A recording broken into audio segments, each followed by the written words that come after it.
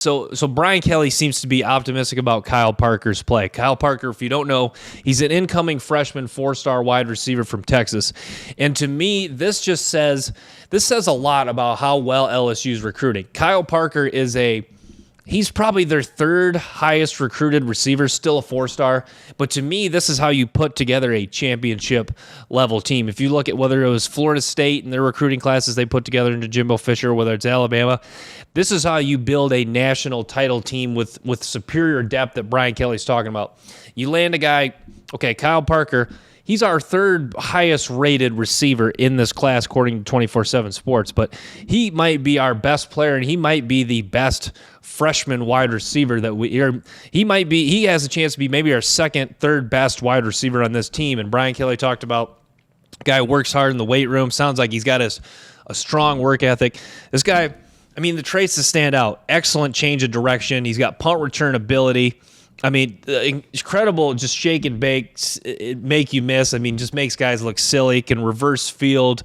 Yeah, like I said, change of direction. It's all there for Kyle Parker. This guy is a dude, and I'm excited to see what Parker does year one.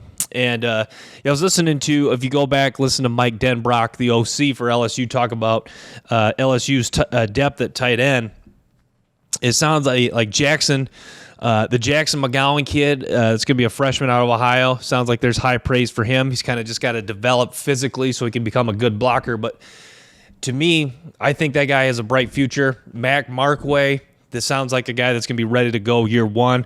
This is a guy, his blocking really stood out when you watch him on tape. So I think building depth at tight end is going to be crucial because Mason Taylor's a guy that's going to get his next year. In the blocking game and in the receiving game, Mason Taylor's going to do a lot of high-level things for this LSU offense. He's already established himself as a difference maker. So who's going to be that next tight end? Markway.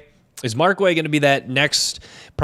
Is he going to be that second guy, tight end? You got a guy like Giovanni Patterson, the guy that's been in the program a couple years now. So who steps up as that number 2 tight end? I think Markway's probably the likely candidate just because of the overall skill.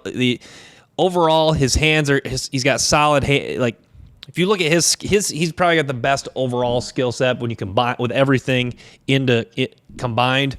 He's got solid hands. He's a very, very good blocker. So I think the blocking is going to translate well. Maybe they do add some more weight on him, but yeah, I think all around he's probably he's most likely the candidate for the number 2 tight end.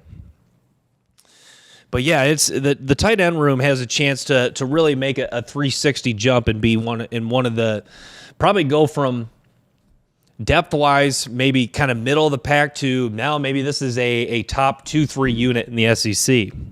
Maybe the number 2 unit just behind Georgia. With that, thanks for tuning in to Bayou Bengals football. Make sure to stay tuned for more episodes and clips from the show.